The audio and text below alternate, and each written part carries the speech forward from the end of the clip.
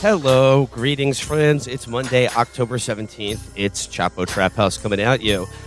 Just like to start off the show today with a big thank you to everyone who came out to see us on Broadway on Friday, our New York show.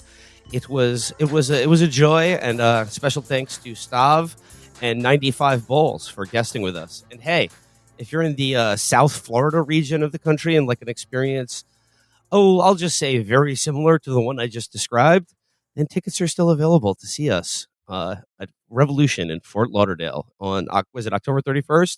October 30th. October 30th. 30th. I'm excited for Florida, just as I was excited and honored and proud to perform in Chicago and LA. The three theaters that we have done and will do this tour that I can confirm for a fact have never had a ritualistic child murder take place in the venue.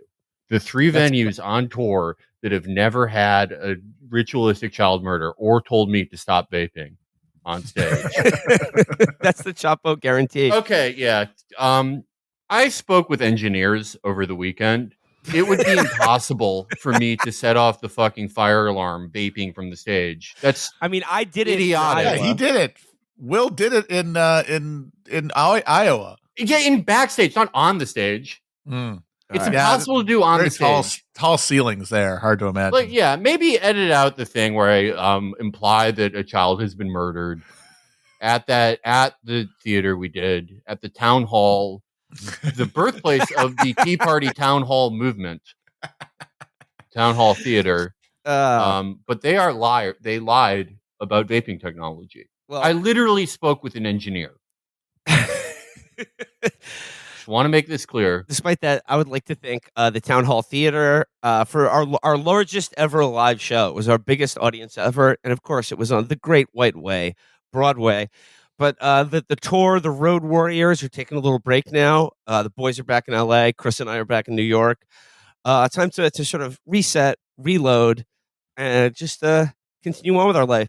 Before we start today, Matt, would you like to share with our listeners, would you like to give a special shout out to the Good Samaritan who helped you on your journey back to Los Angeles? Oh my God, this is insane that this happened. I still can't get over this. So I was going to take the train to JFK yesterday because I had plenty of time, but I had to go to the bathroom, as often happens with me. So I went to Macy's in downtown Brooklyn, and when I was pulling my pants up, I realized I didn't have my Number phone. one or number two? Number two, of course. And I pulled my pants up, realized I didn't have my phone in my pocket, and also that one of my pockets had a hole in them. So I realized it had fallen out somewhere while I was trying to find a bathroom, and I completely was freaking out. I'm like, what am I supposed to do? I'm screwed. Have no phone. Yet can't call anybody because I don't know their numbers, even if I could get to a phone. Was trying to figure out what to do. I ended up just going back to the hotel that I'd already checked out of, hoping that they could call me a car or something. And as soon as I come through the door, all wet and frazzled, the woman behind the desk, I say, "Hi, I'm Matt Christman. I just checked out." And she's like, "You lost your phone." I'm like, "What? Yes, but not here." And she calls this number and she gives me the phone. And this guy had found it on the ground outside of the Macy's. And he couldn't get into it, obviously, and he didn't know what to do. But then my email notification from the hotel popped up on the screen. So he figured I might still be there, and he called them and left his number. And then I was able, because I went back, just randomly was able to get in touch with him. I honestly felt like God had kissed me on the forehead in the form of Hollis. So shout out to Hollis, my brother for life, for that one. Hollis, a true Good Samaritan, a New York City champion. Thank you for helping Matt. He did not secure his hobo bindle properly before trying to get on the subway. He was shambling around Brooklyn with just a boot with one big hole and his toes sticking out of it. I don't know, his beans are falling everywhere. Yeah, the fact that this is a great story, but also the fact that the hole in your pants was that big. Like for most people, that's like, all right, that's the end of me using these as pants. But he's like, I didn't know it was there. You're like a Mark Twain protagonist. It just showed up. I don't know how it happened. And it was not like they were old, bedraggled pants. They're relatively new. I blame it on planned obsolescence and capitalism. Are these pants, are they the Amazon Essentials fashion label? Either that or Kroger. I don't know. Did you get these pants at a grocery store, Matt? Look, it doesn't matter where I got them. What matters Oh, is that okay. I now know that there is a hole in them, and I will make sure not to put anything in that pocket anymore. Oh, Matt, I wish the money changed you. I wish the money changed you. Well, it's just like when you buy more expensive pants, it takes many years for that to happen to them, if ever. That is just like, that is, it's like Red Wing boots. They're the only boots you need your entire life. I guess I'm a penny wise, pound foolish type of person. I always used to buy like one roll of toilet paper at a time. Oh my God. Yeah. Oh boy. I'm an idiot. What do you want from me? Well, I will say, cheers to Hollis from Brooklyn for getting Matt out of a tight jam with his just generally good Samaritan type behavior and attitude. You know, there's still good people in the world. So cheers to Hollis, but jeers to President Joe Brandon for fucking up my travel to New York. Thanks to his woke Force One, I was not able to leave Southern California in time to make my connecting flight to New York, and had to spend 12 hours overnight in, yes, the Denver International Airport, the most demonic of all airports in the world. I spent the whole fucking night in that airport, thanks to woke Force One and President Joe Brandon. Let's go, Brandon, for fucking up my travel plans. I did not find any of the deep underground military bases, unfortunately, but luckily I was able to make it to New York in time. Did you see the gargoyle? I didn't see shit. I was just in Terminal B. I was just posted up. I had a beer, just watched some shit on my computer, tried to fall asleep. I gotta say the Denver International Airport felt about as malevolent as any other airport I've ever been in. Yeah, that's how they get you. I was gonna ask, like, did you go through any like ghost decontamination process before you came home? No. They gave me ghosts like home with you. They gave me toothpaste and a water bottle, and that's it.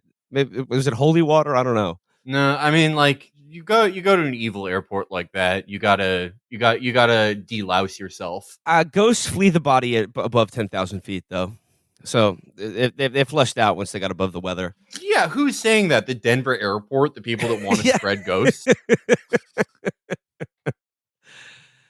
I am reasonably sure I'm ghost clear, but if there's a test I can take, I will. I like that the Denver airport, like, one of the reasons people think it's like an evil airport, that the mural with like the NWO soldier killing all the children, that's like a hippie mural.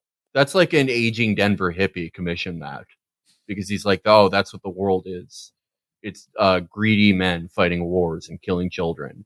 But people see that and are like, oh, they endorse this. Well, as it's been explained to me, the primarily the two weird eyebrow-raising details about the Denver International Airport are A, how long it took to construct, and B, how far away it is from Denver itself, and I guess C, the fact that there's already an airport in Denver and they didn't really need to build this other airport that took an inordinately long amount of time to construct and is suspiciously far away from the city itself. I'm, deep underground military base, probably. That's what I'm betting on. Sort of a survival arc for the world elite. It also has a giant horse sculpture that killed its maker. Yes. I like that one. Oh, yeah, that was Mr. Hands. Yeah. Well, he, like many Polish people, was outwitted and defeated in single combat by a bronze statue. And then they memorialized him. Yeah, no, I think it's actually something pretty boring. Like, it's an underground base, like, that's linked to a Cold War policy that no longer has any meaning or relevance. Yeah, like Greenbrier or whatever, where they got like a bunch of Van Camp's pork and beans in case like Sam Rayburn has to take over the country after a nuclear strike. Oh man, we went to the Greenbrier on a family vacation when I was like 7. It was one of our weird family vacations. That's an amazing place, just to like check it out. Yeah. I didn't. No, we stayed there. It was like, oh sweet. I don't know who picked that one. I remember kind of liking it, but yeah, you even as a 7-year-old, you're like, oh, I can tell that they were going to repopulate the earth here. Wasn't yeah? They're like, Sam, because you're Speaker of the House and acting president, you get to fuck the harem first. And he's like, oh boy, I sure can't wait. Sounds fun. Oh, wow. Felix, didn't you also say on a family vacation that you took when you were a kid to the South with your family, that your dad was walking around sort of doing the opposite of the Liam Neeson in Dublin thing? Yeah, okay. First of all, I want to clarify. I was saying Sam Rayburn, not my brother Sam. In that joke, I want to clarify that. I just realized that people could misinterpret that. Second of all, yes, we went on a road trip of the South when I was, I think 13 or 14. My brother and sister were away at college, and before the road trip through the deep South with me, my mom, and my dad had read like only books like Ghosts of Mississippi. So every time he saw like a white person over than 50, he'd just like glare at him. Just ruined Byron his D. vacation. Beckwith. Just looking for Yeah. James Woods. Yeah, he just, I mean, he's probably right, you know? Yeah. He was probably right about that. But like, you know, then pick a different vacation. I just want to mean mug old men in overalls for a weekend. That sounds like fun. All right. Well, we got a little time to rest and recharge before Florida. Very much looking forward to our Halloween show down in Fort Lauderdale to close out this tour. But the news must go on. So I guess let's start because he's back in the news, folks. And this is another vindication that once again we were right. Kanye West over the weekend threatening to finally disclose Jewish business secrets. Felix, are you nervous? Well, like, okay, so he said he's going to disclose the rabbi's treasure and more modern Jewish business secrets that are not tied to, you know, ox polling and rudimentary banking, sort of Baumbachian Jewish business secrets. But I think he's bluffing. I don't think he knows them. Like, I mean, he referred to the Jewish business secret of owning property. Yeah, exactly. Okay, so he's referring to this like late period Jay-Z song called 444, where Jay-Z's like, oh, you know why Jewish people are rich? Because they buy buildings.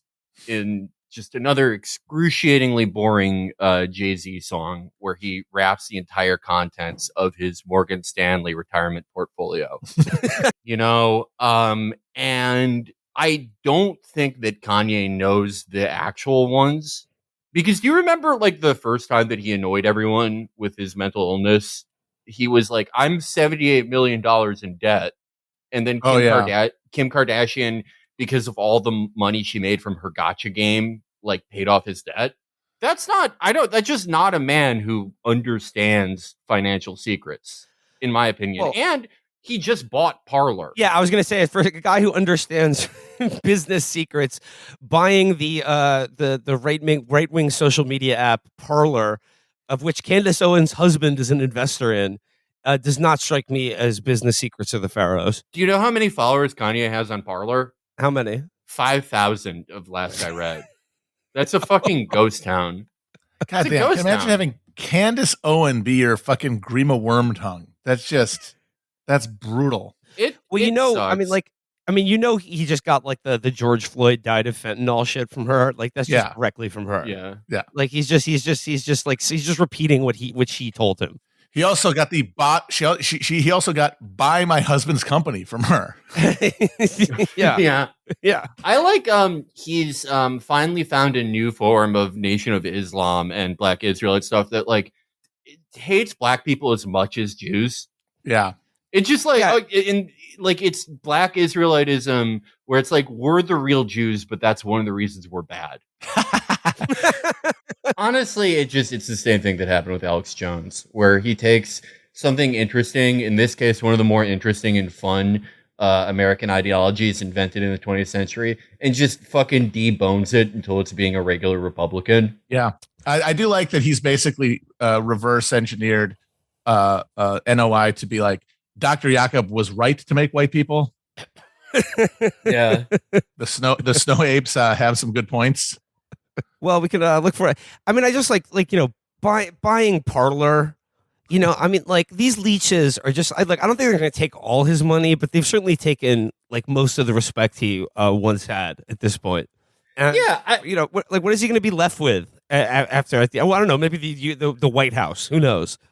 I don't know. He's not, because it's like the deeper he goes into politics, the more it is because of like a Candace Owens or Candace Owens' weird husband. And the deeper that he goes into that, the more of like any originality or that X factor that he brings goes away. Like we talk about how Trump, he captured lightning in a bottle because he took being a celebrity and that actual celebrity TV experience and combined it with like touching the third rail of immigration that the GOP base wanted. But there are also unique, original things about his personality and what he brought that were irreplicable. There are intangibles. The way that he attacked Jeb, like his sense of humor, the weird phraseology.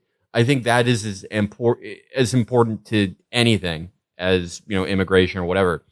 Anything that like gave Kanye his hideously annoying fan base, the more that he touches politics, the more it goes away. The content of his diatribes is now just, there's nothing unique about it. He just sounds like all those other guys, except for like, I guess the Jewish stuff. He's willing to be more explicit about that. That's for sure. Yeah. Another sort of a hurdle to clear for his presidential ambitions that I think you've identified, Felix, is basically it would involve winning the White House without a single woman voting for you. And that's something you really do need to have in order to win a national election. Because, it's like a Kanye, Kim Kardashian presidential race may see the total racial depolarization of American politics and the complete genderification of America, the gender polarization of American politics. I mean, he would get a dearth of women, but I'm not even sure. Like, I remember in 2016, Democrats were mad about him getting on the ballots because the implied thing was like, oh, all black people are going to vote for him. And that certainly was not the case then in the states he did get on the ballots. And it certainly will not be the case now. Yeah. Even less so when he's even less of a celebrity. And I do not fear him winning the White House. I just don't see it as a possibility. Well, we can put Kanye's presidential ambitions, lock that away in the closet for a while. But let's go overseas now for some political news from across the pond. And, just to follow up on a story we've talked about recently. What's happening in the UK right now has heads spinning around Europe and even in the United States, with President Biden diplomatically calling the Prime Minister's U-turn on her unpopular tax-cutting plan predictable. And even the Greek Prime Minister has joked recently about it, telling the Sunday Times that if the UK needs experience with the IMF, he's here to help, referring to the infamous Greek financial meltdown of 2010. And then there was this. When Liz Truss last week walked into her weekly audience with King Charles, he muttered, "Dear, oh dear," as he greeted her. Your Majesty, lovely to see you again. Oh, it's a great pleasure. Our bloody bird, Liz Truss, is in a shambles right now, folks. She has a 9% approval rating right now, and it looks like Labour may take power with like 300 seats in the British Parliament for the first time, and I don't know, God knows how long. Boris, where's Boris? They have the Tory party in the UK has categorically failed to bring back Boris, and they are reaping the whirlwind right now. It's their only move. It is actually their only move. Yeah, that's what else can you do, man? It's so it's just not fair for Keir Starmer to win. It just isn't. It's not right. Yeah. It's not fucking right. Okay, I don't think it will end well. I think it will end, maybe he gets executed by one of Boris's 25 kids that he had on break while he was PM. But if Liz Truss has Francois Hollande's spirit, fucking Keir Starmer has the spirit of Michael Dukakis. This bird, come on. They've clipped her wings. They've clipped this bird's wings. All she wanted to do was cut taxes an outrageous amount. And she's getting, 9% approval rating for that? Come on, it's man. Unprecedented. Never been done before. It's pretty impressive. Well, I don't know. Yeah, what the criticism is she's trying to do Thatcherism without an oil boom, but what if it's even better? What if it's Thatcherism, but done by a fit bird? Yeah. The right proper slapper. Was Thatcher ever a fit bird in her life? Never. No, not for absolutely 1 minute. Never. Not for a second of her time on Earth. That's sad to hear. That's sad. Just once again, worth watching. Boris Watch continues. Something's got to happen because they don't have to call an election for 2 years. That's very funny that they could just sit there and just have 0% approval rating for years and not do anything. I think that'd be kind of cool. Can't the opposition call an election though? No. Oh, okay. No. The government has to call an election. Oh, okay. All right, but like, they have to do it after like 5 years, but they're not required to unless there's some sort of like no confidence. They can't even challenge. Technically, they can't even challenge Liz Truss again, like from within her party for another 11 months. Wait, so if they get rid of Liz Truss, won't that necessarily mean that the opposition can call an election? It's England. I don't know. We don't know. But like, I'm pretty sure that there is. I don't know. I don't care enough. Okay. I guess is what it Here's what we do know. Why wouldn't you sit it out? Like, what's it? How much worse could it get? What's the difference between 9% approval and 0%? It really just comes down to like all the papers are yelling at me. Well, so what? Yeah, there's nobody in the streets. Nobody's like kicking in the door of number 10 Downing Street trying to yank you out. Hey, it's just some bad news articles. Oh my God. If the bloody Telegraph is yelling at you today, it'll be wrapping fish and chips tomorrow. So don't worry about it. I guess one thing we can say is that it is fun to watch Great Britain turn into Italy. It is awesome. Yes. Just like we'll have a government for about 2 weeks and then we'll just have a new one. That means that there's going to be a British Berlusconi coming along to solve all these problems. And the question is, who's that going to be? It's Berlusconi. Yeah, but he already kind of, it seems like he kind of fucked it up because like he should be back by now. Honestly, come on. British Berlusconi has a scandal for having sex with a 29-year-old woman on a yacht. I have one more story from the UK, but like this is actually a perfect segue into other international political news, and that's our boy Bolsonaro in Brazil is doing a great job. I mean, I know he so look, he barely survived. Look, there's gonna be another vote. He Lula didn't get enough votes to put him away for good. There's going to be another round of voting. So Bolsonaro's out there and he's got to juice up support. So how does he do that? Aside from going to the hospital? No. Go on a podcast and tell an anecdote about picking up what he claims to be a 14-year-old Venezuelan sex slave. Okay, yeah. So for some context, and this isn't like reductive. We're not breaking this down to its bare essentials to be unfair to Bolsonaro. This is literally the story he told, that he was on a motorcycle. He was on a moped. He was on the very childlessly named vehicle from GTA Vice City. It begins with a slur that begins with an F that I will not say because it's so immature. The FEO. He was riding that and he saw a 14-year-old girl who he then declares that he had some chemistry with. Yes, he said we hit it off. We had good chemistry and we hit it off. So I went back to her house, as one does. Yeah. And what do you know? It's all beautiful girls like her. All a bunch of 14-year-olds, and they're all from Venezuela. And I go, where are the adults? And they go, we're selling our bodies. And presumably he goes, oh, that's sad, and then rides away. Doesn't report it, this is the first we're hearing of it. Well, he was president. While he was president, he had a meet cute with a 14-year-old and then saw her house and was like, I'm going to remember this someday. And bring it up. Bring it up when I'm feeling the heat on the campaign trail. Yeah, bring it up on a podcast. I don't know what show he was on. What would be the Brazilian equivalent of our show? The Rodolfo Hitler Hour. I think like the Brazilian version of our show for right wingers. It would be like three guys who were drummed out of kind of like minor league soccer. Like the equivalent of AA soccer for like a confusing land scam. So will this help or hurt Bolsonaro? Will this help or hurt him more or less than getting COVID again? His campaign has bought pop-up ads and internet ads that have said, Bolsonaro é pedofilio. What? Which means in Portuguese, Bolsonaro is not a pedophile. See, that's the wrong way to go. I think you got to steer into the skid and you got to go with the white hat pedophile argument. You got to have a pedophile to catch the pedophiles. Maybe he can outflank Lula from the left and be like, I was giving them agency. I'm Lula is a swerf. Yeah, it's only bad. Yeah, he should do like a sort of right wing, like sex worker inclusive for children thing, where it's like it's the only bad thing is that they were immigrants. Yeah, it was that they were from Venezuela. They're taking jobs away from Brazilian teenagers. Yeah, but the fact that they were like 14-year-olds and like managing their own brothel, not my business.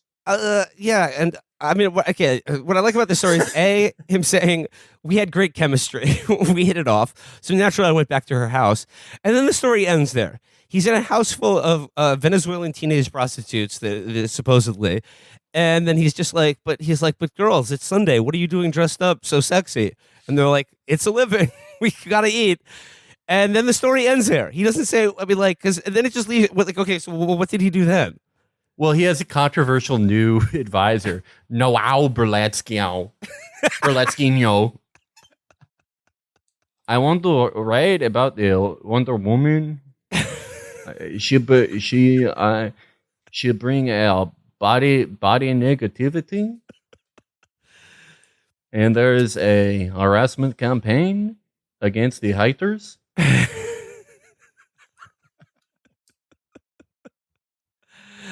Her name is Noao, no relation to a living person. You can say, yes, Bolsonaro is a monster, but he does not represent the marginalized. I think that's pretty fair to say. Absolutely. Well, actually, as long as you're talking about politicians and sex work, this is a perfect segue into my the next story. Have you guys heard about? Okay, this is a bit of local news from here in New York. Have you heard about the guy who's running against Jerry Nadler on the Upper West Side? The bald guy, right? Not Nadler. The bald guy. Yes. I know that he got it in recently. Yes. Okay. This is a great story from the Upper West Side. Manhattan congressional candidate publishes a porn video to highlight his sex-positive platform. Mike Itkiss is running against Representative Jerry Nadler and wants to legalize sex work. So, complicated feelings about this story because Jerry Nadler is easily one of the worst Democrats in Congress. Or I mean, he's no good. I would love to get. He also him out there. shits his pants in public. Yeah, that's fine for me to do as just a regular Joe. But you're in Congress, sir. You made it to Macy's, Matt. What are you talking about? You're not on Nadler status. Okay, so Matt, have you seen a picture of this guy? I have. Yeah, he looks. Okay, he looks tell like me he doesn't look like Steve beefy Wilkos. Mark Strong. Oh yeah, fucking black dress socks ass motherfucker. He looks like very appropriate to what he's actually doing. He looks like all the husbands in Real Sex. They're all like this. Like, by the way, most disappointing, disappointing block of cable ever. Oh, when you're fuck! a I'm kid. having flashbacks. I'm having PTSD from you saying this because I'm looking at him right now and I'm just imagining him just totally nude, standing with next to his wife who looks like a fucking leather handbag, talking about how much they love swinging. Real Sex, for people who are too young to remember, who have never had this problem because they grew up with phones. It was this program on HBO where if you were 12 or 13 and your friend was over and it was like, oh my God, there's porn on TV. It's called Real Sex. Yep. And it's like rated M and the little Comcast guide. And you turn it on and yeah, it was all like bald 60-year-old men having orgies with like their wives who looked like if Beverly D'Angelo had an immune problem. Hey, no offense to anyone who was on that show. They're all dead now. Yeah, they are. They were 60 years old in 2002. So they all got like deceased. MRSA from like the mud comfort pit that in they were rubber sheets that they were using during their orgies. Yeah. They're the first people to die of diphtheria in America for like 100 years. It was all stuff like you were hoping to see pornography, and then what you saw was like a sort of like a swingers retreat, but for people who like to be in mud and roll around in a big mud pit or paint each other erotically. Yeah. It was, or like it a was bunch fucking of grim. old men who just like went to jack off classes. This is one I was. I remember watching this. It's like this has got to be some sort of prank or psychological experiment to see how long you can get a horny teenager to watch something in the hope that there will be a boob maybe sometime and keep them watching something. And it was like old men who just sat around and like talked about different ways to jack off. And like, I'm watching this going, I already know. Just show me some boobs. Yeah. It's like, I got that part covered. I don't need any fucking tips. These kids today, ammunition. We've talked about it before, but these kids today, they don't understand the struggle. They do not. They don't. Yeah. Real sex was like, they're not making it out. Yeah, real sex was like really, I guess that was the silent generation trying to make its mark. Remember us. Yeah. Make it stain.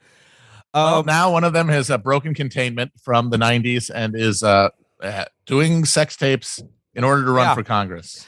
Reading from the article here, it says, in a grunt for attention, a little editorializing. I'm sorry, a little editorializing. In supposedly this news article. Third-party congressional candidate Mike Itkis has released a sex tape to highlight his sex-positive campaign platform. The 53-year-old Army Cyber Operations Officer is bound to lose to Representative Jerry Nadler in Manhattan's 12th Congressional District.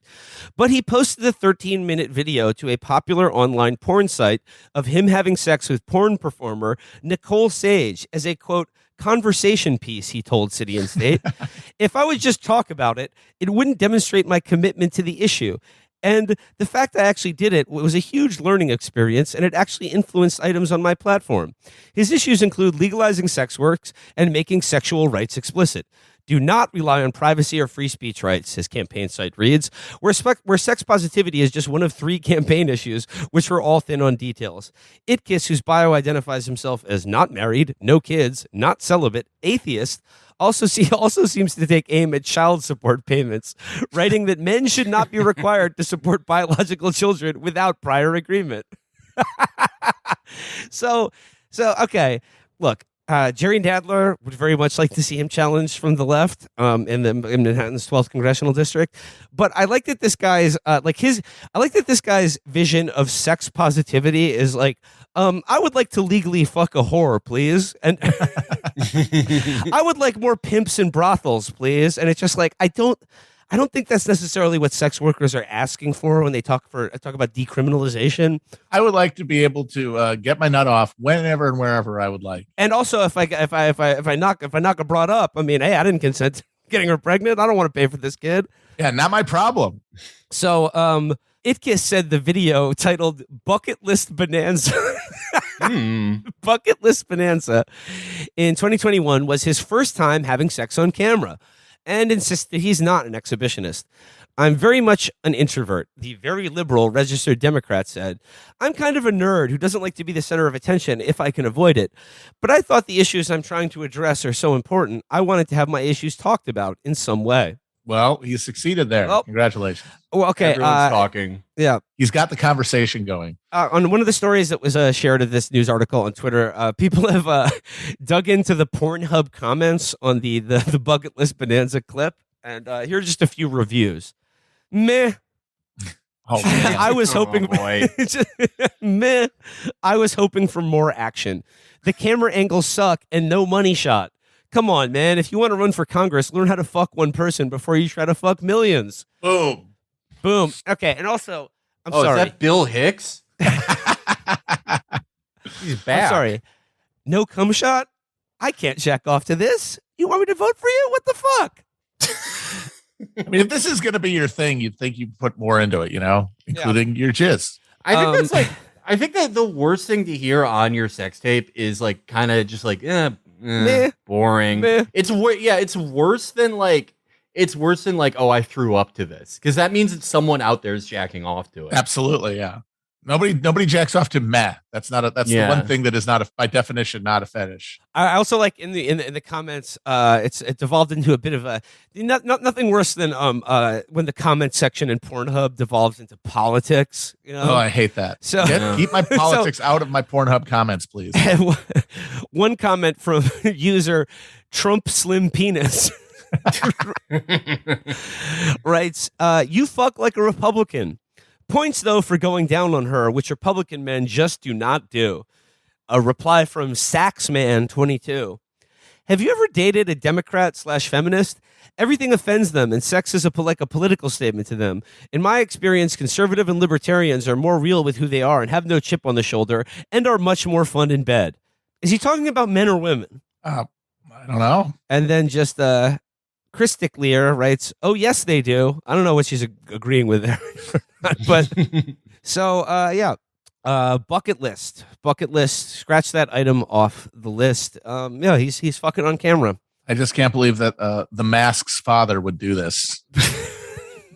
I did check out his campaign platform, and in addition to the I'd like a whore now, please, part of his sex positivity platform, he does want to end the war in Ukraine. So, okay, Tucker, that's good. Are you Okay. listening?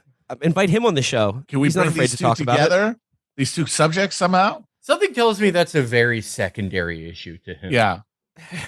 I think if there was like if he's in Congress and like Pelosi is like trying to get him to support, another $7 zillion to Ukraine, he'd be pretty easy to buy off. Do you guys remember the rumor about Kevin McCarthy like fucking that very real sex looking Republican? Yeah. Yeah, And it was House apparently like member. an open secret on Capitol Hill that Yeah. what he was cheating on his wife with another guy's wife or something like that. It's very quaint that like his speakership was derailed by that, by fucking like another 50-year-old. Yeah, that's pretty. Kevin McCarthy, Republican whip. Do you think he eats pussy though? Because according to Trump's slim penis, Republican men do not eat pussy. I could see it being like a once a year thing, like Uncle Junior. Yeah, like a birthday deal. Yeah. Why would you, if you're a woman, why would you even want that? Like, I don't. It must feel like a monitor lizard sort of probing you. Yeah.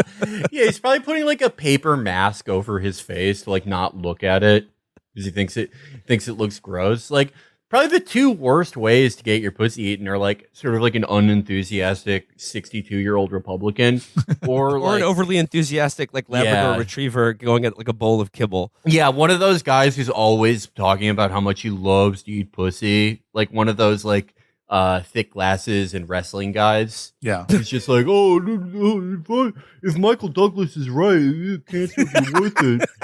And he's just, you have to figure they're just going at it with the enthusiasm of like a 6-month-old kitten and a bowl of milk. Just all over the place. Doesn't matter what they hit. Hold on, I'm looking up the Mike Itkiss sex tape on Pornhub. Ooh, Mike Itkiss, he's got his own page here. One video uploaded. Okay. Directed by Nicole Sage. Now, this whole thing is just a ploy to boost his OnlyFans. Oh boy, yeah, he's really going at it. It's just, but like this angle is just his butt. Oh Just God, his butt spazzing out. Come on, man. It's like like her legs that are is spread Bush very wide, League. but it's his butt. Like I'm not seeing any real stroke game or pumping. It's just his butt kind of spazzing out. And Do you see his dick at all? oh yeah, I'm seeing his dick now. He's getting head. He's getting topped off right now. Okay, now she's doing some classic cowgirl. All right. Since he's running against Jerry Nadler on the Upper West Side, I'm assuming he's circumcised. Is he? Yeah, is he? Okay, I'm gonna try to get. I will get an answer to this. Okay, now he's eating pussy. Now it's just his butt spazzing out again. Come on, man. We learned 69 years position. ago not that the ass angle is not what people want. Okay. Now it's just she's sort of face to face, but on top, and sort of she's riding him. Not a very good. You can't see any dick though. Yeah, what kind of pipe is he working with? The pipe doesn't seem terrible. I gotta say, Okay. but it's just the angles aren't very good here. But you know what? This is his first time. This is his first time fucking on camera. It's just like it's a camera set up in the corner. There's only one angle that can be conceived. That can be like held because there's not a cameraman there to like get any up close shots. Or the pop or the cum shot, so that's disappointing. But like I say, for a first time effort, I gotta say not bad. Well, I'm looking forward to his future endeavors. I mean, he's not pleasant to look at. He's just eyebrows. He's got no hair on him other than eyebrows. Yeah, I mean, I'm looking at him. He looks like his look is kind of like a defense attorney on SVU who's saying that like his client shouldn't be executed because he revealed the location of the body. All right. Well, best of luck to him, and cheers to Jerry Nadler. Can't stop shitting yourself, dude. Oh God, can you imagine Jerry Nadler his ass just spazzing out, getting in there, man. just Especially since he's lost all the weight, so all the skin is just like puddling curtains. around his waist. Oh, just like Like he's got a drapes hanging flesh off of hula him. hoop at all times. Oh God damn it! He could probably like turn the excess flesh from his thighs into a flesh partition, so you can't actually see the penetration. God for that. Okay, so I guess too many good segues, but I want to go right. I want to go back across the pond to another UK item. That was a controversial news item burning up the internet this week.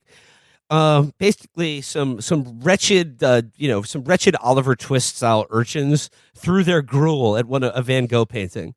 They tried to ruin Van Gogh's sunflowers with gruel because they wanted more gruel. No, it's because they wanted to end oil now.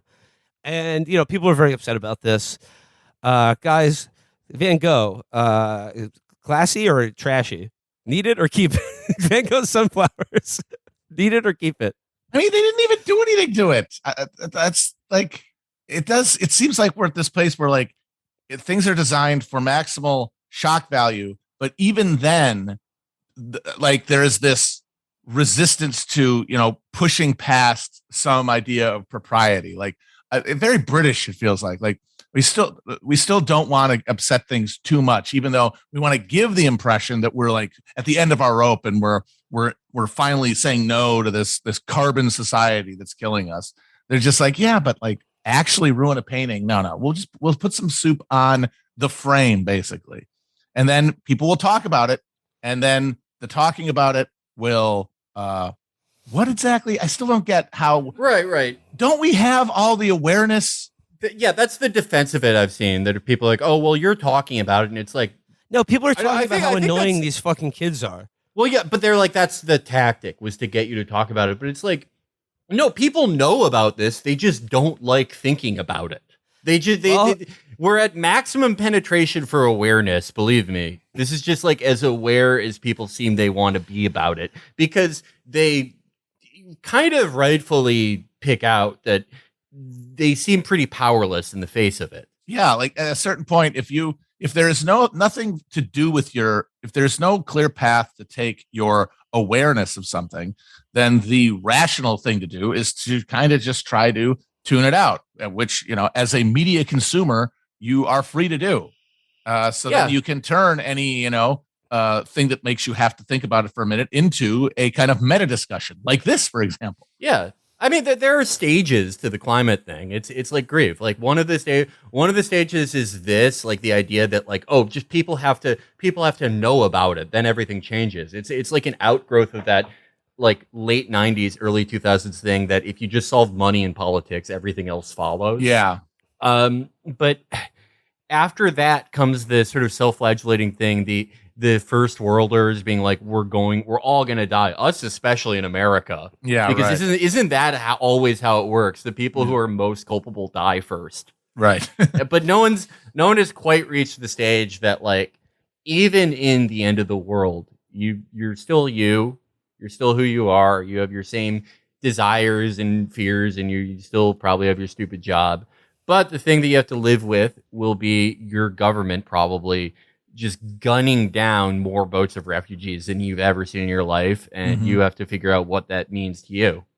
Yeah. That is a stage no one quite wants to get to. Well, you said that the idea here is that, if people don't want to think about climate change and about how, carbon and petroleum is killing the planet and going to cause the extinction of civilization, well, then you certainly shouldn't be allowed to think about Van Gogh and his fucking flowers. Well, I'll say the museum and the Van Gogh estate, this is a perfect example of why NFTs are so important. It's true. Because if they had made sunflowers into a blockchain-backed NFT, then they could piss on it themselves. They could fucking put it through a shredder. It doesn't matter. It's on the blockchain now. And in fact, it's better because now it can be customizable. It's in Meta now, and you can deface it in Meta. Yeah, I mean, there are legs now. You can kick it. What do you guys think about like the idea that this is like a false flag? Because I do. Okay, I was just going to bring that up. I definitely think that like a lot of Extinction Rebellion shit is false flag. The entire British anti climate change movement that's kind of popped up very quickly and is like not even hiding it, but is explicitly funded in a lot of cases by like hedge funds. Okay. Yeah, well, okay, let me certainly eyebrow raising. The activist group who did the gruel splattering. Would you take a guess at who is one of the major funders of the Getty Climate Action heir. Network? Yes, it is the Getty heiress. It is And the that- heiress to yeah. one of the largest oil fortunes in the world is funding this like umbrella network of quote grassroots activist groups that finance high profile direct actions like this all over the globe.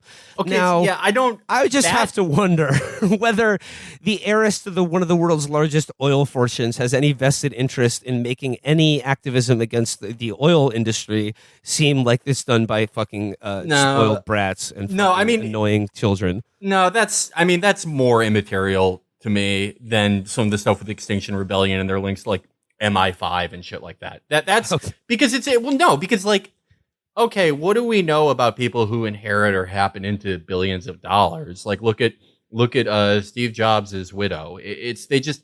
Or Mackenzie Bezos. They don't know what the fuck is going on because they feel guilty. They feel bad, guilty, and they want to do something about it. It's indulgences. Right. What is Mackenzie Bezos giving like billions of dollars to? It's always like the BIPOC puppet theater. It's just like the fucking goofiest and shittiest NGOs she can find because she feels guilty. I don't think this is quite a gotcha with them because if I had to guess over what this Getty heiress is like, I would presume like a guilty college graduate, probably more college than average, who's like, oh my God, I have to find good activism means never being comfortable or some other thing that she saw like on a chalkboard. Yeah. And so she went, what's the least comfortable seeming activism? It's these soup girls. Here's $1 million. I think with Extinction Rebellion, that is, I think there's more smoke and fire when there's like active links to the security state than when it's just like a goofy heiress, in my opinion. I mean, the thing is, this is where we are. You have a situation where if this Getty heiress is some Captain Planet villain trying to discredit climate change activism, or a fully earnest person who genuinely does, with all of her heart, want to fix this. At least she thinks she does. The result would be the same. Yeah. Yes. Many such cases. Many such cases. And what is the solution to climate activism? What is the maximally effective way to do it? I don't know.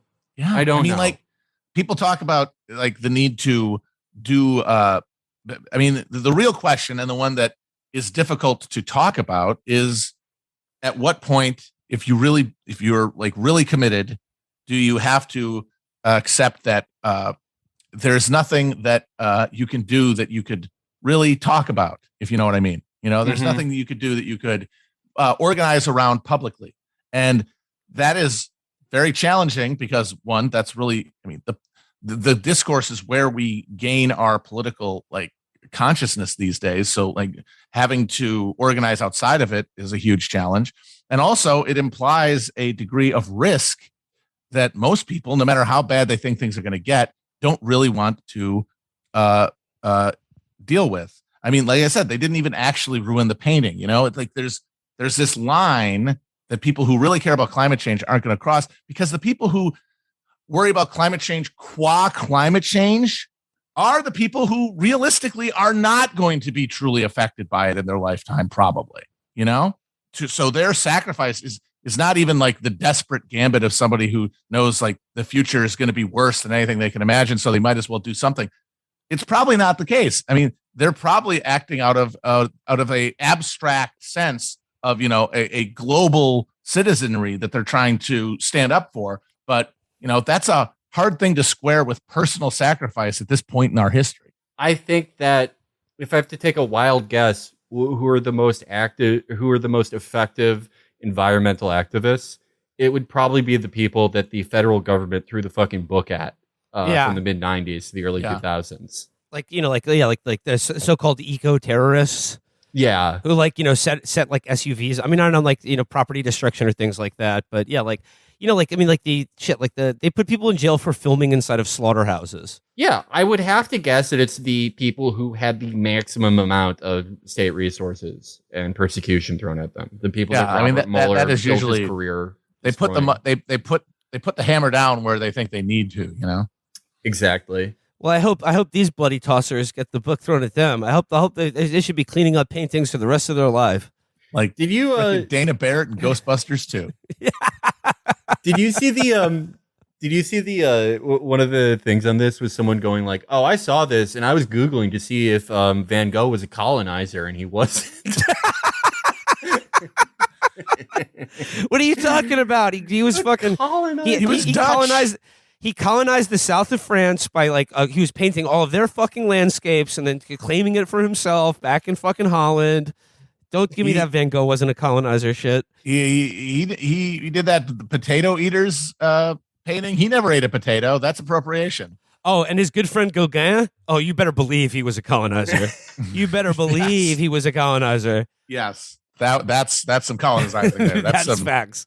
That's some real stuff. Arles. He wasn't from Arles. He was being a tourist there, and he was not supporting the local community. I think everyone should always feel bad for Van Gogh because what a shitty life. It's true. Yeah, like take another annoying mentally ill person. Get out of here, buddy. Stop bothering me.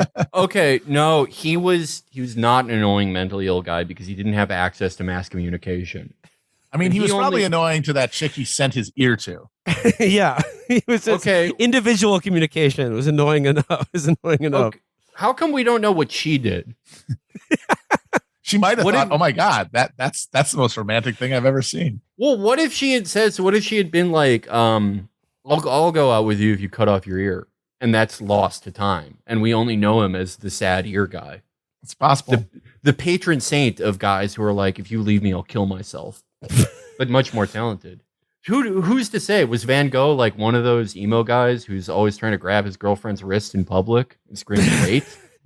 Or was he a sensitive artist who was tricked into cutting off his ear and grossing everyone out by an evil woman? Welcome to my next true crime series. Van Gogh, tricked by an evil woman.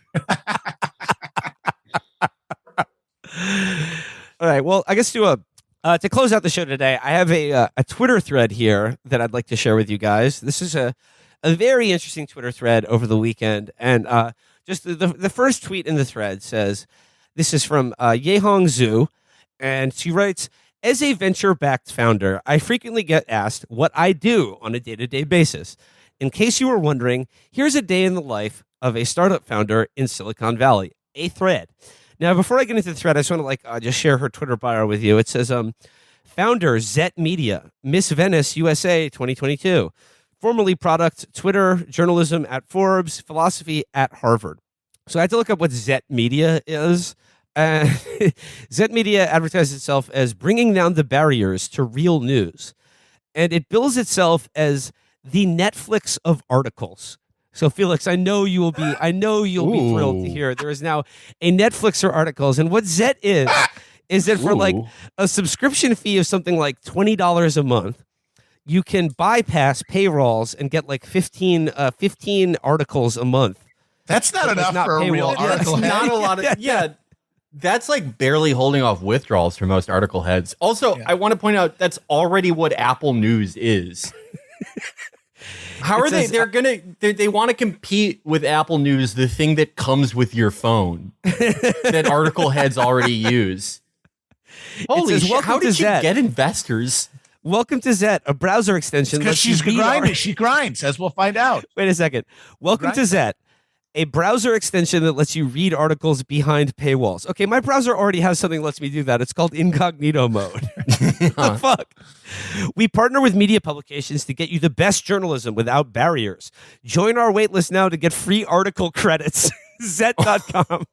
That's how dealers get you. They give you your first dose free. You got these people article heads out here like, just come on, man. Just got that New Republic.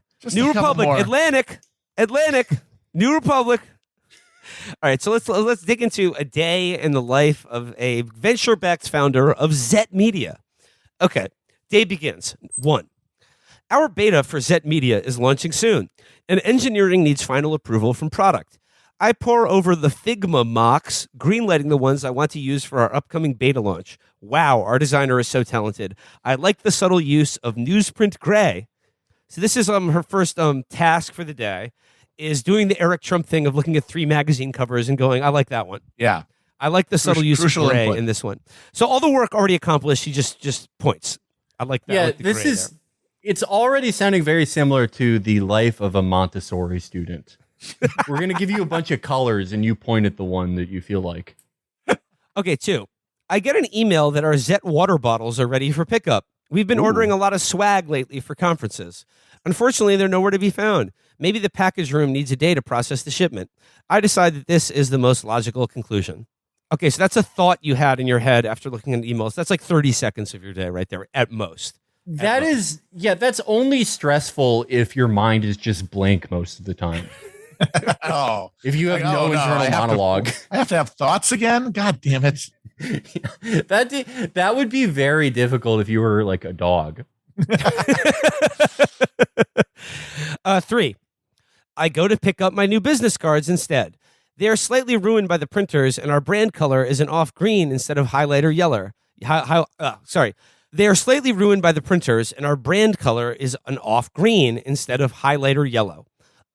Okay, not ideal. I ping my chief of staff about getting a refund. He'll have to sort this out later. Okay, so like he'll be doing the work there. That's it. That's what he'll be doing for his day is getting the correct business cards.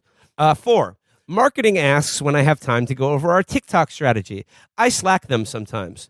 I've never posted on TikTok, but I'm committed to becoming a hashtag influencer for Zet. I only have 2 followers right now, but hey, everyone starts somewhere. She includes the link to her TikTok. I would like a clock telling us like how much of the day has transpired so far. Is it I want to see an hour to lunch yet or what? Yeah, I would love to see like the Goodfellas montage of her day. 5. My director of ops has a draft of conference materials to review. She's cleverly created flyers that look like newspapers, very on brand. After a few round of edits, it is beginning to look more and more like the front page of a newspaper. I promise her final edits by end of day. This is just other people doing work. This is 6. Next up, building relationships with journalists. I send a couple of emails about our upcoming launch at TechCrunch Disrupt. I start to miss my own days in the newsroom. A TechCrunch journalist is asking about our product. Wait, I can totally send our media kit.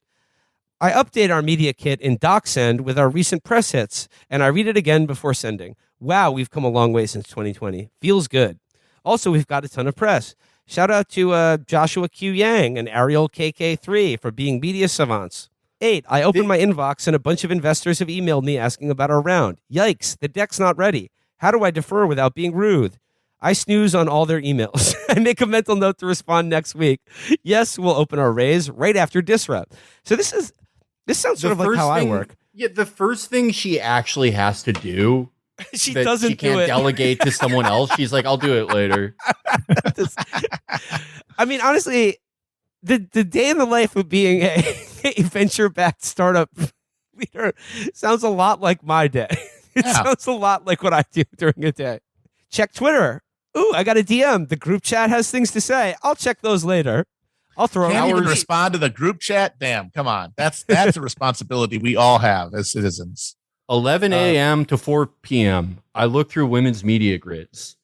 I've downloaded. I've every day at the end of my Twitter session, I download a data file of all my followers. I go into Excel and do Control F and just type in women's names. Women are always being named new things, so it's hard to remember new things to search for. Women named stuff like Sarah and Rachel are going to be in their 30s. Gross. Instead, I have to look for names that start with an MC. McCrenda, Michaela, McGludu, McGlutton, McBrooklyn, McLeBron, Lay Bisexual, Lay China, Lay Fixed Game, Lay Fake League. 9. I open up Figma again and finally face my demons. 3 separate versions of investor decks, all completely different. How am I supposed to reconcile so many pitch decks? How do I overcome my pitch deck paralysis? I stare in agony at the slides. Agony. Again, I'd like to know how long that took. 10. For mental relief, I check my schedule for tomorrow. At Mercury's inviting me to a private fundraising event. The itinerary looks packed, and there's a T-bar, just what I needed. I introduced myself to the other founders on Slack. A few of them signed up for Zet's waitlist. 11. My mother pings me on WeChat.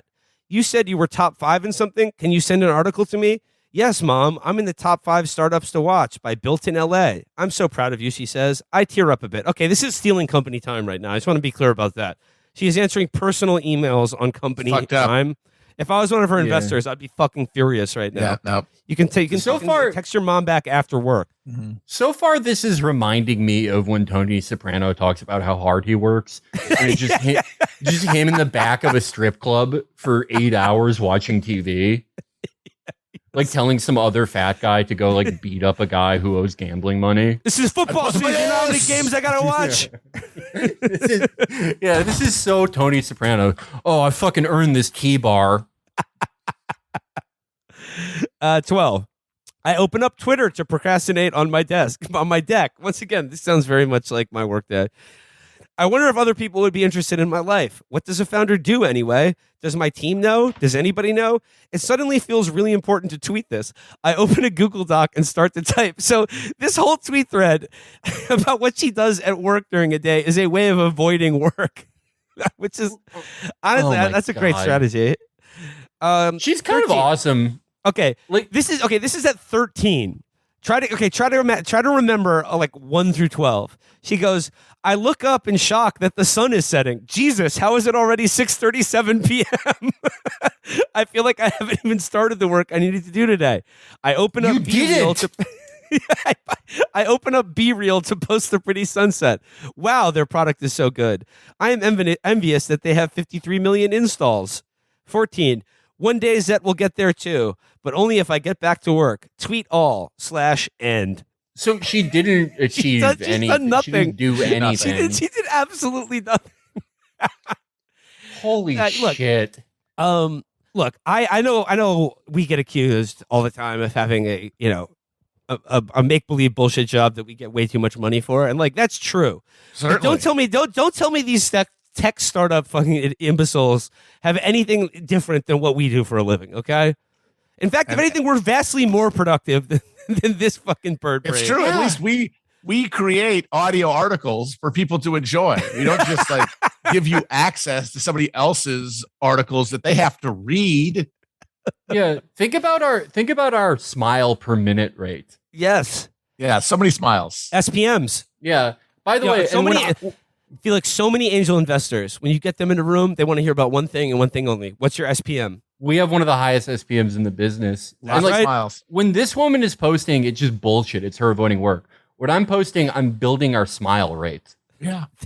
Yep. Yeah. When I post something that's like, I agree with all people who were ever held captive. That's increasing our smile rate.